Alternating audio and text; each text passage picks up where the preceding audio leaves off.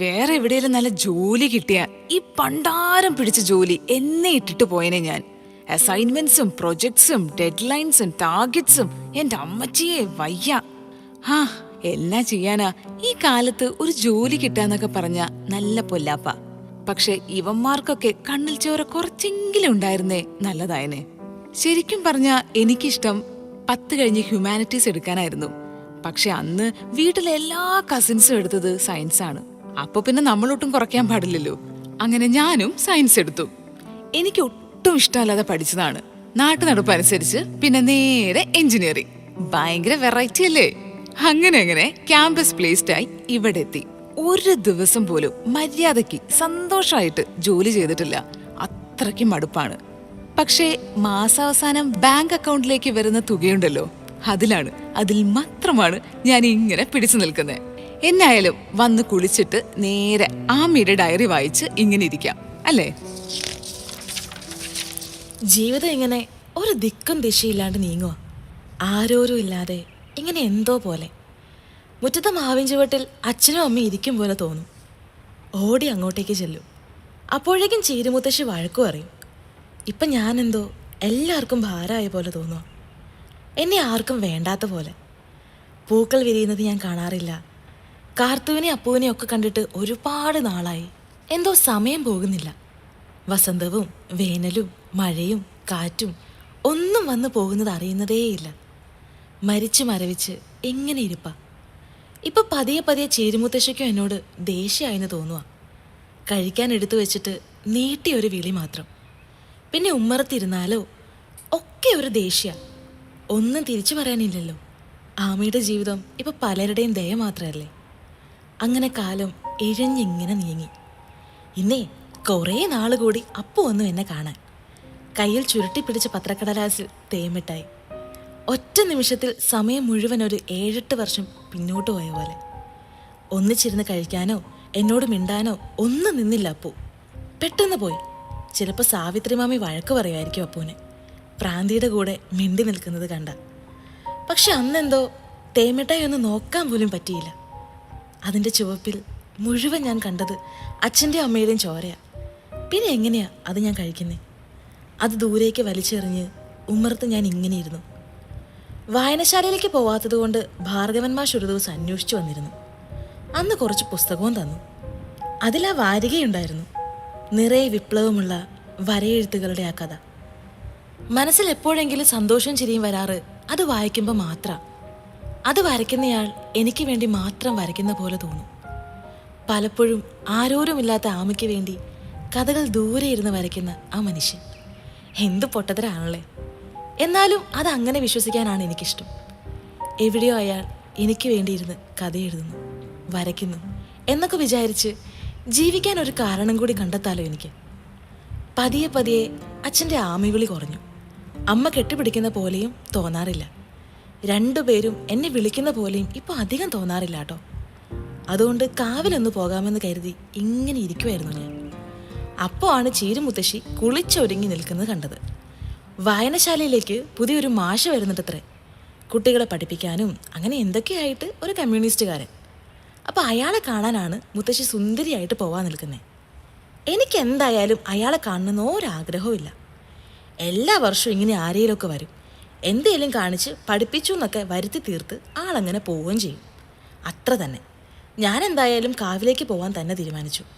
കുളിച്ച് തുളസി കതിരൊക്കെ വെച്ച് അച്ഛൻ അവസാനം എനിക്ക് വാങ്ങിത്തന്ന ആ പച്ച പട്ടുപാവാടയും എടുത്ത് ഞാൻ കാവിലേക്ക് പോയി. എന്തോ ജീവിതത്തിൽ സംഭവിക്കാൻ പോകുന്ന ഒരു പ്രതീതി. ആരോ ഒന്ന് വിളിക്കുന്നതൊക്കെ പോലെ. അല്ല, അത് അച്ഛൻ്റെയും അമ്മയുടെയും ഒച്ചയല്ല, വേറെ ആരുടെയാണ്. വഴിയിലൊക്കെ നിറയെ മഞ്ഞ വാകപ്പൂ. പുഴയുടെ പാട്ടിനും ഇന്ന് നല്ല ശബ്ദം. ചുറ്റും എന്നെ മുത്തമിട്ട് പറക്കുന്ന പൂമ്പാറ്റകളും തുമ്പികളും. എന്തോ മനസ്സിലറിയാതൊരു സന്തോഷമൊക്കെ വരുന്നു. കുറേ നാളുകൾക്ക് ശേഷം എനിക്ക് ചിരിക്കാൻ തോന്നുന്നു. ഞാൻ മെല്ലെ നടന്ന് കാവിലെത്തി. ഭഗവതിക്ക് ഇപ്പോൾ എന്നോട് നല്ല പിണക്കമായിരിക്കും. ഇപ്പം ഞാൻ പൂക്കൾ വയ്ക്കാറില്ല, നേർച്ചയൊന്നും ചെയ്യാറില്ല. ആ പിണക്കം തീർക്കാമെന്ന് ഓർത്ത് ഞാൻ കാട്ടിൽ പോയി കുറച്ച് പൂവൊക്കെ പറിച്ച് ദേവിക്ക് ഇഷ്ടമുള്ള പോലെ ഒരു മാലയൊക്കെ കൊരുത്തിണ്ടാക്കി. കുറേ നേരം അവിടെ ഇരുന്ന് സംസാരിച്ചു. പണ്ട് കാർത്തുവിനോട് മിണ്ടിക്കൊണ്ടിരുന്ന പോലെ ഇങ്ങനെ മിണ്ടി. മനസ്സിനെന്തോ നല്ല സമാധാനം. കുറച്ച് കഴിഞ്ഞ് സങ്കടമൊക്കെ പറഞ്ഞ് ലേശം കരഞ്ഞു. ബാക്കിയുള്ളവരെ പോലെ ഈ പെണ്ണിന് വട്ടാണെന്ന് ദേവി പറഞ്ഞില്ല. എല്ലാം ഒരു ചെറു ചിരിയോടെ കേട്ടിരിക്കുന്ന പോലെ തോന്നി എനിക്ക്. പിന്നെ എൻ്റെ കുറുമ്പും കളിയും ചിരിയും ഒക്കെ പുറത്തു വന്നു. ഞാനങ്ങനെ വെള്ളത്തിൽ കാലിട്ട് അടിച്ചിങ്ങനെ ഇരുന്നു. അന്നെന്തോ ആരോ എൻ്റെ കൂടെയുള്ള ഒരു സമാധാനം. ഒറ്റയ്ക്കല്ല നീയെന്ന് ആരോ പറയാതെ പറയുമ്പോഴുള്ളൊരു തോന്നൽ. പക്ഷെ ആമയോട് ആരങ്ങനെ പറയാൻ അല്ലേ?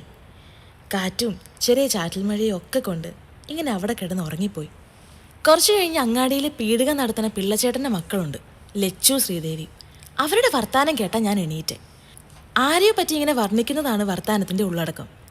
വെറുതെ ഒരു കൗതുകം തോന്നി ഞാനിങ്ങനെ കേൾക്കാൻ കാത് കുറച്ചുകൂടെ കൂർപ്പിച്ചു. സംസാര വിഷയം പുതിയതായിട്ട് വന്ന മാഷിനെ പറ്റിയാണ്. ആളുടെ പൊക്കവും വണ്ണവും നീളവും നിറവും ഒക്കെ പെണ്ണുങ്ങൾ ഒപ്പിയെടുത്തിട്ടുണ്ട്. നീണ്ട താടിയും കട്ടിമീശയും മുഷിഞ്ഞ വലിയ ജുബയും പരുത്തി പാൻറ്റും തോളത്തൊരു പഴഞ്ച സഞ്ചിയും കൂടെ ഒരു കണ്ണാടിയും. ആളുടെ കണ്ണിന് നീല നിറാണത്രേ. നീല കണ്ണുള്ള മനുഷ്യനോ? എവിടുന്ന്? ഇതവർ വെറുതെ പറയുന്നയാവും. അല്ലാണ്ട് നീല കണ്ണുള്ളത് നാടോടി കഥകളിലെ രാജകുമാരന് മാത്രമല്ലേ ഉണ്ടാവൂ. പിന്നെങ്ങനാ? എന്നാലും പറയണ കേട്ടപ്പോൾ മനസ്സിലൊരു ചിത്രമൊക്കെ വരുന്നുണ്ട്. ഒരു സുന്ദര മാഷിൻ്റെ രൂപം. അപ്പോൾ എന്തായാലും വെറുതെ കാണാനൊരു മോഹം. അപ്പോൾ പിന്നെ നേരെ അങ്ങോട്ട് തന്നെ പോയിട്ട് നോക്കാന്നോർത്തു. ഞാനിങ്ങനെ പോയിട്ടോ. വായനശാല അടുക്കും തോറും നെഞ്ചിലൊരു ഇടുപ്പ് കൂടുന്ന പോലെ. എന്തോ ആരോ ഉള്ളിൽ നിന്ന് എന്തോ സംഭവിക്കാൻ പോകണമെന്ന് പറയുന്ന പോലെ. എന്തോ ഒരു കുളിരൊക്കെ. ഇതെന്താണാവോ ഇങ്ങനെയൊക്കെ? പക്ഷെ ഓല മേഞ്ഞ കൂര കാണും മുന്നേ വാരികയും കൊണ്ട് ചന്ദ്രൻചേട്ടൻ വരുന്നത് കണ്ടു. മാഷിനെ എപ്പോൾ വേണമെങ്കിലും കാണാലോ. പക്ഷെ വാരികയിലെ വരയെഴുത്തുകൾ അത് കിട്ടുമ്പോൾ തന്നെ വായിച്ചില്ലൊരു സുഖം കാണില്ല. ഇന്ന് എന്താണാവോ അതിലുള്ളത്? ഒരു ഗ്രാമവും അതിലൂടെയുള്ള യാത്രയൊക്കെയാണല്ലോ. എന്ത് ചേലാ വരകൾക്ക്. എന്നേലും അയാളെ കാണാൻ പറ്റിയ ആ കയ്യിൽ 2 മുത്തം കൊടുക്കണം. ഷോ, എന്തൊക്കെയാരേ ഞാനീ പറയണേ? ആരെങ്കിലും കേട്ടാലോ അല്ലേ? ഇപ്പം അമ്മ ഉണ്ടായിരുന്നേ പറയും, ദേ കണ്ടില്ലേ മോള് മാനം നോക്കി സ്വപ്നം കാണുന്നേ, പിടിച്ച് കെട്ടിക്കുമെന്ന്. ഇപ്പം അങ്ങനെ നോക്കാൻ ആരുമില്ല, പറയാനും ആരുമില്ല. വാരികയിലെ വരയെഴുത്തും വായിച്ചിരുന്ന് സമയം പോയതറിഞ്ഞില്ല. മാഷും നാട്ടാരും ഒക്കെ എങ്ങോട്ടോ പോയി. ഞാൻ നേരെ വീട്ടിലേക്കും. ചീരുമുത്തശ്ശിക്കും പറയാൻ മുഴുവൻ നീല കണ്ണുള്ള മാഷിനെ പറ്റി മാത്രം. ഇതെന്നെ എല്ലാവർക്കും ഇത്ര ഇഷ്ടപ്പെടാൻ കാരണം അത്രയ്ക്കും മാത്രം എന്നതാ ഉള്ളത് അയാൾക്ക്. ആവോ, അതൊക്കെ എന്തേലും ആട്ടെ. എന്തായാലും കക്ഷിയെ ഒന്ന് കാണണം. മലയുടെ കിഴക്കേ ഭാഗത്തെ പുല്ലുമേഞ്ഞ കൂരയിലാണത്രേ അയാൾ നിൽക്കണേ. പക്ഷെ അവിടെ എങ്ങനെ കിടക്കണേ? രാത്രി പേടിയാവൂലേ? ആ 2 ദിവസം കഴിയുമ്പോൾ മനസ്സിലായിക്കോളും. അപ്പം നേരെ ഇറങ്ങി വന്നോളൂ ഇങ്ങോട്ട്. ഇങ്ങനെയൊക്കെ ആണേലും ആളിനെ ഒന്ന് കാണണം. എല്ലാവരും പറയണ പോലെ നീല കണ്ണാണോന്ന് നോക്കണം. ഇതിന് മാത്രം ചേലെന്താ അയാൾക്കെന്ന് നോക്കണം. എന്തൊക്കെ എങ്ങനെയൊക്കെ ആയാലും മനസ്സിനൊരു സന്തോഷം, എന്തോ ഒരു തണൽ കിട്ടിയ പോലെ.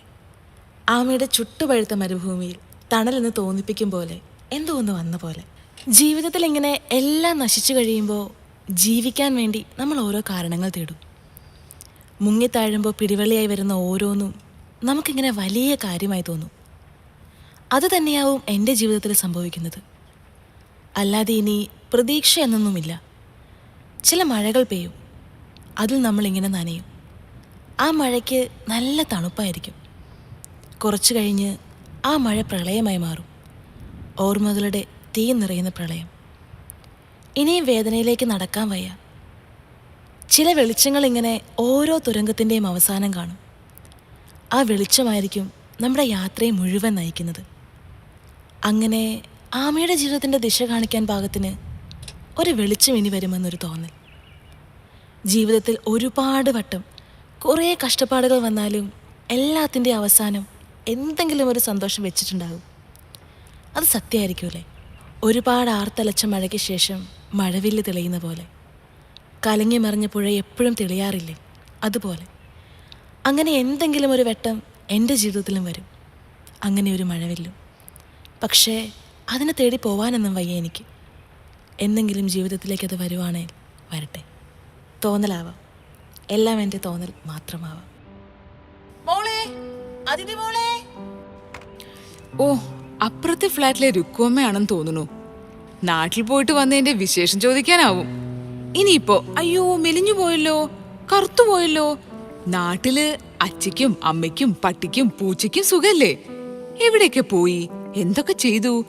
നാട്ടിൽ നിന്ന് വന്നപ്പോ എന്താ കൊണ്ടുവന്നേ? അച്ചാറ് വല്ലതും ഉണ്ടോ? ഉണ്ടേച്ചിരുതാ. മോളുടെ മുടി കുഴിയുണ്ടല്ലോ, നെല്ലിക്ക കഴിച്ചാ മതി കേട്ടോ എന്ന് തുടങ്ങി കല്യാണം ഒന്നും നോക്കണില്ലേ, എന്റെ പരിചയത്തിൽ ഒരു ചെക്കനുണ്ട്, തങ്കപ്പെട്ട ചെക്കനാണ് എന്നൊക്കെ പറഞ്ഞ് ഇങ്ങനെ തുടങ്ങും. കഴിഞ്ഞ പ്രാവശ്യം ഇങ്ങനെ ഒരു കല്യാണാലോചന ആയിട്ട് വന്നു. തങ്കപ്പെട്ട പയ്യനാണ്, ഞാൻ എടുത്തു വളർത്തിയ കുഞ്ഞാണ് എന്നൊക്കെ പറഞ്ഞൊരുത്തൻ. എന്നിട്ടത് വലിയ വള്ളിക്കെട്ടായി. എന്റെ അമ്മോ, ഒന്നും പറയണ്ട. അപ്പൊ എന്റെ ആമി, നീ ഇവിടെ ഇരുന്നോ ഇന്നത്തേക്ക്, ഞാൻ പോയിട്ടേ രുക്കു അമ്മയുടെ കത്തി കേൾക്കട്ടെ. ശരി എന്നാ.